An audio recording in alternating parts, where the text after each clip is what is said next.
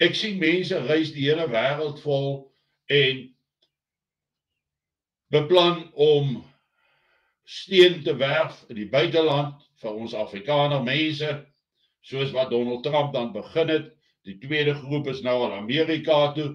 Tog weet ons dat die grootste hoeveelheid mense van ons mense nie die land sal verlaat nie. Dit sluit myself in.